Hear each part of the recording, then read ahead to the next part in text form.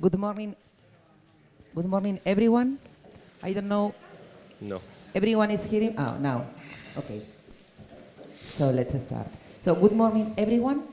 Thank you for joining this exciting panel about the keys for the best online positioning and reputation. Let me introduce very quick to my panelists. I'm glad to have here Lourdes Castillo. She is the Business Development Manager for Marriott Home and Vilas.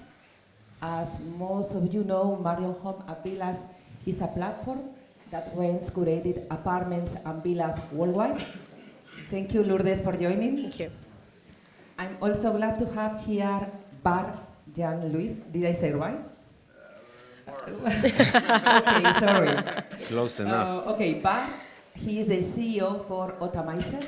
Otamiser is a ranking management software for the vacation rental. Thank you for joining, Bart. I'm also very glad to have in my panel Nuno Trigo. He is the CEO for Phil Porto. Phil Porto is a property management company that rents apartments for short and medium stays in the lovely city of Porto. Thanks for joining. Thank you. And finally, we have Ittai Savran. He is the CEO for Olala Homes. Olala Homes is a company based in Barcelona. It's also a property management company that rents apartments for short stays in Spain, but also internationals. So thank you everyone for joining. Thank you. Let's get started. So what do you guys consider to be the key elements for an effective online position strategy? I can start with that Okay. one.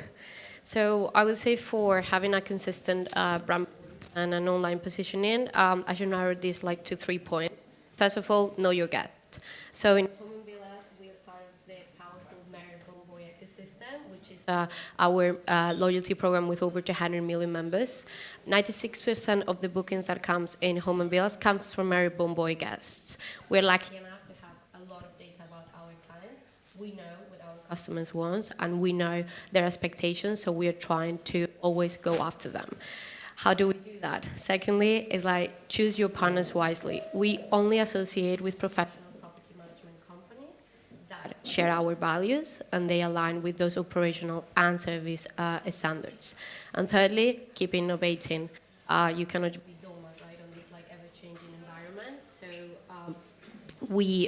we need to be responsive to the new market trends, to the travel changes and everything. So and especially and most importantly, to make conscious decisions that have a real impact on our guests. So I will narrow down to those 3 points basically from our end. I don't know what the rest thinks about it. Thank you. Yeah, maybe from my point of view, a very big decision to be made is, are you going for a brand, to have like a really strong brand like the guys from Sandra, for example, or are you going for like a less famous brand, but are you maximized or maximum leveraging the OTAs? Because as a lot of people know, OTAs, they are growing, but the biggest question you should ask yourself is what's your real acquisition cost? For a direct booking, for example, versus an OTA booking. And that's the first decision to be made when you want to leverage your own online reputation, your own position. Are you positioning your brand to have upsells, to have like billboard effect kind of bookings, or do you really want a lot of direct sales? Because when starting a short-term rental or like when pivoting to like a scaling short-term rental, that's a very big decision. Where will you put your eggs, in which basket? Because a lot of short-term rentals put them in all, but that's, you know, that's not for maximum output. So that's a very big question we come along that need to be answered. Okay, I'm going to give you guys the point of view of a property management company that starts in 2009 in Porto, Portugal. And I'm going to split my answer into two different areas. First the OTAs and the channels, and we have three critical things. First of all, we must know very well our products, our assets, the client segment that we want to achieve, to choose the best channels for each region, each product. That's critical. Second, the focus that you give for the process of the distribution. I can give you the example that we have in Phil we have a specific team for distribution and revenue management that do all the process. They analyze the product and the segment, the client segment that we want to achieve. They choose the best channels, they create the announcements, they optimize the announcements, they do revenue management, and it's very important to give the focus in the process. And finally, the third one, and the critical, it's the quality of the service of your product to achieve a high score review. That's critical to have good reviews for your product to be well positioned. Thank you. I agree with the things said here. In our case, because we in Olala Homes, we have a lot of different types of accommodations. We're not very holistic in the way we, in the type of accommodations we offer. We have urban accommodations, we have small hotels, we have high-end, we have luxury. So what we realize is we need to be very aligned with the expectations of the clients, because at the end, the review scores we're getting, and this is one of our key elements in positioning ourselves online, is super dependent on the expectations of the clients. So just to have nice photos, just to have a nice content, if it will increase the expectations of the clients, it's even putting you in a place you need to work harder to be aligned with what you show and what you tell the clients and what you really deliver. So this is one thing we realize. We're not trying to sell something that we don't have. So we're trying to give all the data in advance. And another thing is we are trying always to measure the things, like you said.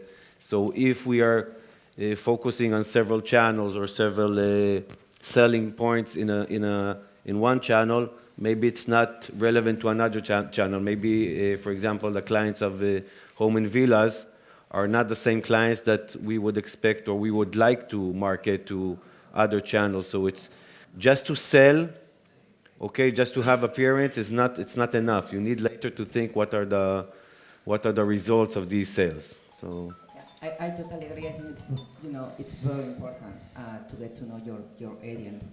So continue with these strategies. What strategies do you use to promote positive reviews and handle negative feedback effectively? Yeah, I would like to be a bit specific here. So as I mentioned previously, I think it is key to know your audience, to know your guests. And from our side, I'm going to give you some example on the most common feedback that we are getting from our guests. So then you have like a specific examples on how we're trying to troubleshoot to try to avoid that happening. So first of all, most common one is about poor condition of the home. So it's normally about wear and tear furniture, utilities not working. Okay. Utilities not working. the mic. Hear me? Okay, just raise your hand if you don't hear me. So yeah, so what we try to do with this, yeah? Can you hear me? Okay. Okay. So yeah, what we're trying to do with this, which is very aligned to what Ittai just mentioned, is basically narrow down to listing accuracy, right? It's important that you keep updating what you are publishing, that you keep reviewing if your inventory is not fit anymore, if anything has changed, and then you keep updating like everything in the listing, so then we're bringing transparency to the guests, and then we can manage expectations with that. The second most common feedback is about assistant delays. So obviously our clients, they come from the hotel world and they are very used to have 24/7 support, and that's part of our brand standards for a reason. So they get like very dissatisfied when they don't get responses on time. So what we're trying to do here is work with our clients to have like a process that, first of all, that they are empathic in the way that they are answering their guests, that in case that they are having like, or you are having guys, if you see like a lot of property managers around here, that if you have automatic messages, which is like a really powerful tool, it is, obviously, it's giving them already an answer before you can answer them directly. At least try to personalize that a bit more and try to customize that, because it is important that they are getting that answer, that prompt response, right, to kind of keep that level of trust there. Secondly, it is set up a timeline. So So it's not enough just to say you're looking into that, just try to give some timeline to them. We understand some things cannot be solved immediately, but it's important that, again, you are not taking for granted that trust that the guest is putting into you, so that you put some timeline on that. And giving them reassurance, right, that you are into it. So it's not just about like resolving the issue, it's also on how you're managing that with the guest and try to, again, troubleshoot that dissatisfaction that might arise from that. The third one is the lack of amenities. We understand that the guest expectations, sometimes they are like really high from our side, and I think in general, and I think that is only going up. So it's important to manage that, right? To, again, be transparent with them and try to have like upfront communication. Maybe almost everybody has like pre-arrival messages, check-in messages. Just try to review if something's not working, if you have a recurring like complaint about that, review what is wrong, review how you're communicating that, and try to troubleshoot and prevent that dissatisfaction to happen on things that you can prevent, right? And the fourth one would be about unsafe surrounding areas. This is obviously a bit tricky one because it is down to perception as well in some markets. But it's also important to understand that even the nature of this industry is obviously you're just managing property inside a building and you don't have like control most of the times around the surroundings. But it still is important for you to be empathic that the perception of the guest is going to be a whole. It's going to be a whole, it's related to the location, it's related to the building, it's related to everything. So try to do everything that you can in your power, again, to try to manage those expectations. So try to communicate in advance anything that you think already you might, put them in that negative like thought in their mind, and try to prevent that. And obviously from our side, we track performance, and if there is like a property that we see that it keeps like getting complaints regarding this, well, from our side, we try to recreate and reevaluate everything that is working well and that is not working well in our platform. So yeah, I would say that's from my end. Yeah. Very interesting. Yeah, everyone can hear me, right? Yeah. Okay. I agree with you what you said, Lourdes. But for us, we as a company, we did like a lot of research into reviews. How do a negative review occur, or why does it happen, and what's the impact on a negative review on your OTA performance? Because if you have numerous negative reviews, your ranking will drop, you don't get bookings, etc. But maybe just to go back to the beginning of why does a negative review happen, it's the majority of the times because the customer expectations were higher than what was delivered to them. So we saw that if you want to boost positive reviews, you have to just make sure that the expectations are right. You can do that by setting everything in the descriptions. If your shower is broken, by communicating all those things to them. And like maybe to narrow down more to like the specific tactics. What we did with an American company together was we set up a sentiment analysis. So we analyzed text messages sent from the guest to the property, and then you can say, okay, look, the sentiment of those messages are positive, negative. If it's positive, we can ask them for a good review. If it's negative, you don't want to push a good review, because if they are going to give a review, it's going to be bad. But it's all about what I said before, the customer expectations. From the moment you can meet them, they will have a high likelihood of giving you a positive review. We did some research in it. We saw that like by increasing the expectations, by just saying some things honestly, like, okay, look, we have an apartment, it's a 2-bedroom, blah, blah, blah, you book it, but this and this may occur. It can lead up to a 15% higher review score. So it's all about setting the expectations right, because maybe if you oversell it a bit, you get the booking, but it's not a long-term sustainable effect. Your Airbnb performance or your OTA performance will drop down. You will have to do a relist, so there will become a lot of work into it. I'm going to take in the Bart answer. And to be able to match the expectations, you must know very well, previous to the arrival, your client, to know what they want. If they want automation, or they want a presential person in the check-in. They want to cross-sell with experiences, or they don't want to be bothered. It's critical to know your customers. We invest a lot in people, in tools, so they can previously prepare the arrival of the client and to be able to fulfill the expectations of the client. I think that's critical. And you have another thing. When you have a problem with a client, we have also an opportunity to be closer to the client, because it's the time that the customer wants to talk to you, to make the claim. And we try to give formation to our customer care teams to be able to pass from a problem to an opportunity, and to be able to fix what's wrong, and to give a good client journey. I think that's critical.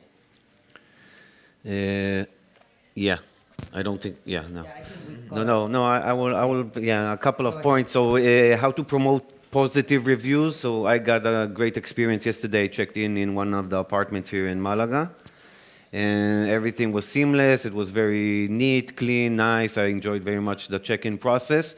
And when I logged in into the web, to their Wi-Fi, you have a splash page or a landing page, and immediately you're getting a survey of how was your check-in process, and 3 small questions. You need to answer it in order to log into the internet. But anyway, it's a great tool to promote a positive review, because they really ask you if you would recommend and etc.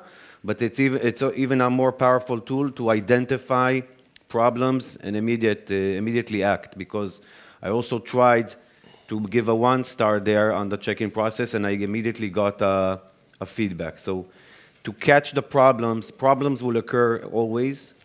The key elements is one is to try to prevent them, and second of all, if we can't prevent them, to act, as you said, fast and in the best way. We are trying to collect a lot of data, because it's not that easy and obvious to understand what are your problems. I mean, someone sitting in a chair can think, no, my problems are maintenance. Other one can think my problems are cleaning, and the review scores not necessarily give all the data. We are doing a lot of work. We have a ticketing system, which is a strong one, so we collect all the events and all the incidents we have worldwide, and we're analyzing the data, and we identify our main or key problems, and it depends on locations and assets. So not every asset has the same problems, and we're trying to anticipate and to prevent these things. So if we see that in some locations there are issues with smart locks, which is a big thing in our industry, we develop tools how to prevent and pre-check if the battery is full, if there isn't a failure in the Wi-Fi. We're checking upload speed constantly between the buildings. We're checking things and trying to prevent the incidents to occur. Also, we are, you talked about SLA and the speed of solving problems. So as an example, if we get a call or a message or an email even, we identify if the client is in stay or this is the hours of the check-in. We promote or we give priority to this ticket compared to a message that is from a client that is checking in next week. So we could really prioritize the urgent. We know how to prioritize the urgent engagements, and that's how we can solve them even faster. And just one thing, the clients are changing a lot the way that they want to communicate with us. So we must be prepared to always be aware of that, and try to be close to them. It's very important, and to know that you have a problem, to know how to solve it, to know how to give the client journey. Yeah. No, in fact, it's very interesting to hear all of you. I'm happy to hear talks about measurements, about KPIs, because this is something that we are transforming the sector. So we are improving everything, and we can give a better service and a better quality. So also this, continue with the strategies. This question is very important nowadays in this world where we have a lot of listings, mainly in the OTAs. So I would like to ask you all of you, what specific strategies do you implement to attract direct bookings? Sure, I start again. You don't need to I mean, yes. No, okay. So yeah, I think that from our side, we have a unique value proposition because we only work with professional property management companies, as I mentioned before. So that are sharing like our values and standards. So indeed, having standards is the main difference. So we can go to standards from our side,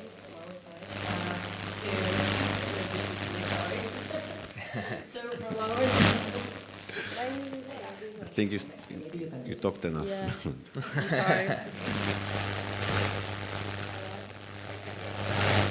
I'm back. Okay, so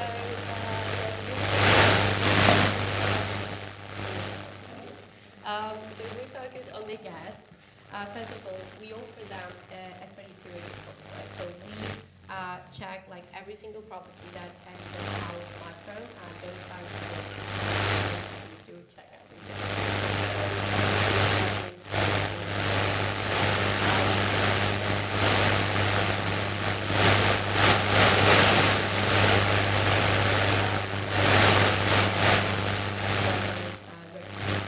We have been in business for over 19 years, and something is going well. And our clients trust us, and the reason why they book through Home and Vilas is because they trust Marriott and they trust that what they're booking is going to meet their expectations. Secondly, is like a stress-free travel. We don't add any fee on top. We don't have like any hidden fees, and we try to check not only like in terms of the portfolio that enters the platform, but also like the operational standards. So they are going to have like a seamless check-in, as Ittai was mentioning that it was very good yesterday and all that. So all of that is important, and we took that into consideration as well. And but just to close up, the main differentiator for us is that we are part of Marriott Bonvoy ecosystem. So our clients want to earn and redeem points, and this is another travel option for them to keep doing that.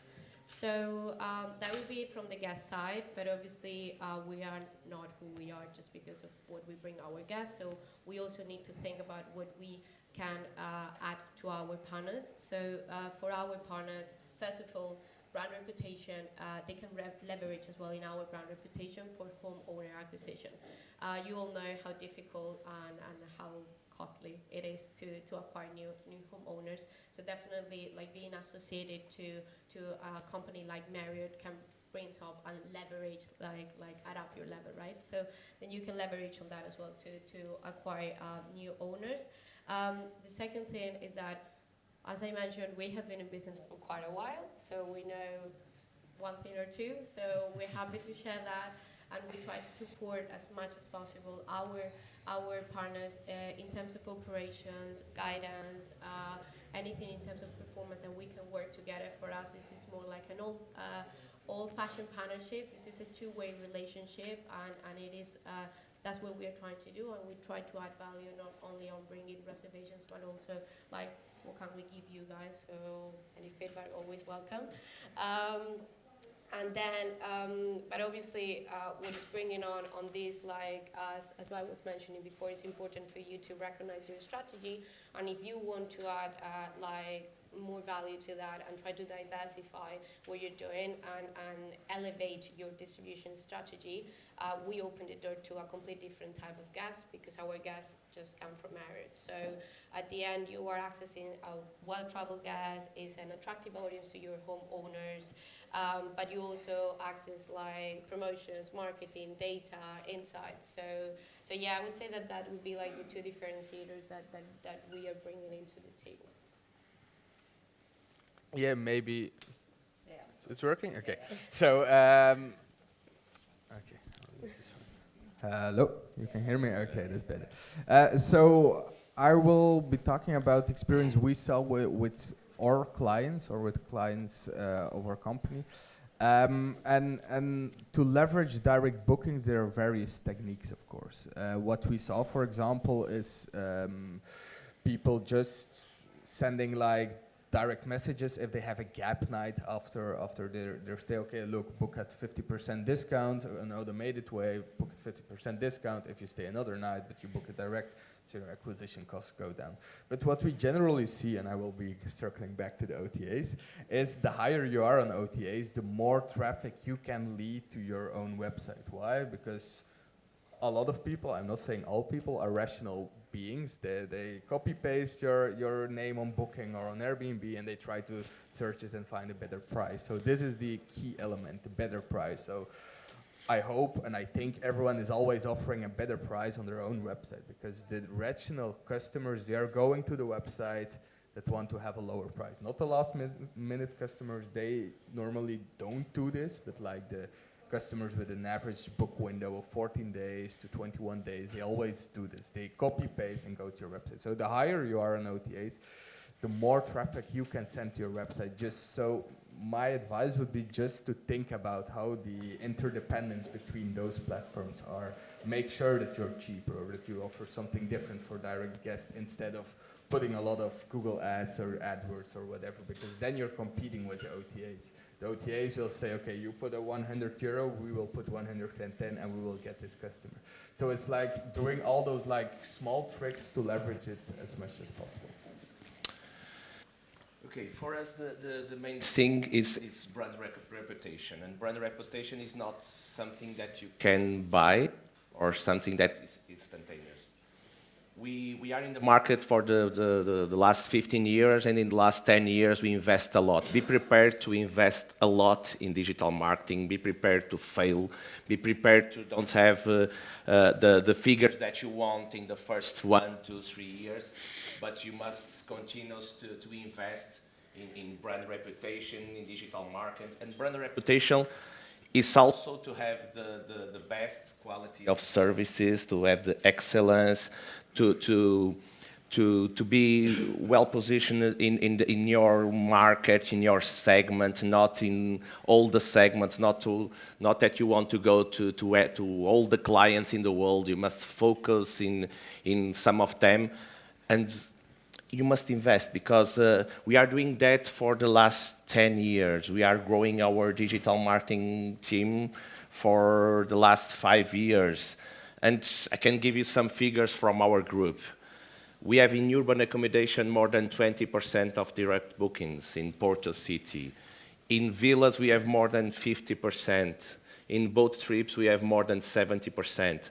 But it's always difficult not only to achieve that, but to maintain that. And you must know your competitors, you must know the markets. Obviously, it's more difficult to do that in accommodation. You have the big OTAs that are always investing millions and millions. But the brand reputation, the loyalty of your customers, the way that you do the things in customer relationship, in customer care, it's critical, and it's a marathon, not a 100 meters run. It's a marathon, 1, 2, 3, 5, 10 years, so be patient and be prepared to invest a lot. I totally agree. It's to invest a lot. It's also not to see direct bookings as the target or as something that's what we need to achieve. People said here, you need to calculate the cost of acquisition. If it's not necessarily that a direct booker will return or be more loyal than an OTA booker. So all these costs need to sum up, and you need to calculate them well, and not to think that direct booker is a cheaper acquisition. And we realized, because we have a lot of urban locations, not very unique, let's call them, I mean, it's very reasonable that a client, even if he slept with us, the next visit or the next booking process will be through the OTAs, because over there you have all the inventory, all the promotions, a lot of other aspects that people are looking in their next booking. So loyalty is something that, of course, everyone wants loyal customers, but you need to calculate very well what's the cost of maintaining these loyal customers. Because if it's not worth it, just don't invest in it. I mean, the OTAs are a great partner, and if their acquisition cost is always lower, it's not going to be always lower. I'm taking it a bit to the extreme, but if it's lower in some places, areas, or properties, I wouldn't invest in buying new clients directly. I mean, it won't be worth it at the end. Yeah. Okay. Finally, looking ahead, what challenges do you think business will face in the evolving digital landscape, and how do you plan to adapt to these changes? Thank you. So probably the main changes like we can expect is first of all highest expectations from the guests. So from all of us, we're guests and we always keep having highest expectations in that. Keep differentiating from the rest of the competitors and what we offer. And just keep on the changes on the ways of traveling, right? So what we're trying to do to try to evolve as well as the rest of the travel industry. First of all is that invest in digital innovation to enhance the whole travel experience from the guest. I don't know if you're familiar, but we launched ahead of the game our AI search tool. So please, if you play with data, you have to use that. Send that over to me or anyone from the team. We're always happy to keep innovating and keep getting feedback to keep improving it. But it's already a statement, right, on how important it is for us to be innovative and to try to hear what the clients want, so to try to offer different experiences. As well, not only for the guests, but for our partners to innovate in the way that we're working with them, how we communicate with them, how we are onboarding them, so we keep trying to improve our processes and the way that we're working with our partners and connectivity partners. Thirdly, we build a strong partnership as well with other travel players. So for example, we have partnerships with airlines, credit cards, we offer tours, we offer VIP experiences. So all of that is part of the experience that the guest is having in the Marriott Bonvoy ecosystem. They're not just getting to book a hotel or a short-term rental. It's more about the entire experience that they're having when they travel, right? Third is we need to keep expanding our offers. So when we launched Home and Villas, it was for us a way of offering a different travel option to our guests, and we keep innovating with that as well. So we have now the Ritz-Carlton yachts. Again, we have tours. We have what we call Marriott, Bonvoy moments, which is basically we offer VIP backstage experiences or cooking class with renowned chefs. So it's all a part of the same thing, right? So we all want to experience different things, and we need to keep having an open mind on how we're bringing those experiences to the guests. Yeah, I totally agree with you. Maybe the threat I wanted to highlight is not a direct digital threat, but has digital consequences. And it's in a lot of markets all over the world, there is an oversupply coming, or the oversupply is going to be vested. But that has digital consequences, because on the ODAs, on Google, etc., there is so much extra inventory coming from the midterm market, from the long-term market. So that's very pivotal to think right now today on how will I be able to, from this day, stand out versus the competitors? How will I be able to, from this day, build a sustainable advantage over the oversupply that is there already in your market or is coming? So that's, for me, a very pivotal threat that's coming, and that's all about getting your strategies right, getting your OTA performance right, getting the synergy between direct website and your OTAs right, because right now is the time to do it. Right now is the time to build momentum, to build a sustainable long-term performance. Okay, for me to meet the client expectations, you must be able to adapt your company nowadays and for the future, and to make some difficult decisions. I'm going to share with you guys. We in Porto, we left 80 isolated apartments that we managed in the last 15 years. We left in the last 4 years the isolated apartments, and nowadays in urban accommodation we only work with buildings with automated access control. But if the client wants presential, we have it. So it's critical to adapt ourselves for the needs of the client in the future. We have a different model, the field group, that we call 360 degrees proposition, value proposition. We acquire a mobility company, we made transfers, we made tours. We have urban accommodation only in entire buildings. We manage luxury private villas in countryside.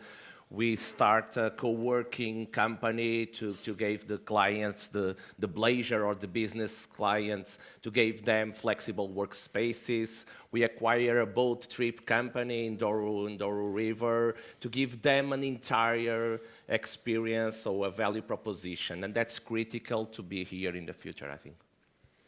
Thank you. So in our case, we have a tech team in-house and we are developing stuff. And we are, of course, you need to be always on top of things to see where the world is going, and there are a lot of developments now. We are more shifting into developments that are less going to affect our digital appearance and our bookings or online appearance. We're shifting it more to the operational side of things. We're investing a lot in AI, in cameras that will help us solve things without presence. We're thinking of all kinds of unique experience, guest experience that will involve technology. Example, we're piloting now that if it's warm in one of our locations, we can automatically open the AC before the guest checks in, based on his check-in time, based on the weather outside. Small things. I mean, we feel that the technology is, we need to work with the technology to improve the guest experience, and that's where we're putting our efforts, and less now in going into a fight, let's call it, with the OTAs and our positioning online. It's not a lost battle, but we realize, for us at least, that the ROI on these things are less clear, and especially in the future, that they will have more powers than us bringing in clients. Thank you. So it has been very interesting to learn from our experts today. So I hope we can implement this insight share into our own digital strategies. So as we are run out of time, I would like to invite you to ask questions in case you have any. Anyone? So, thank you so much, everyone. Thank you to my Thank you. panelists for all the great contributions. The best thing for And I these hope you enjoy Vitur. Okay, Take thank them. you. Thank you. It's to take them in advance, you know what I mean? Yeah. When people sit, they don't ask. Yeah. You know what I mean? No, they need to ask questions on the telephone, and she needs to read the questions. Thank you very much.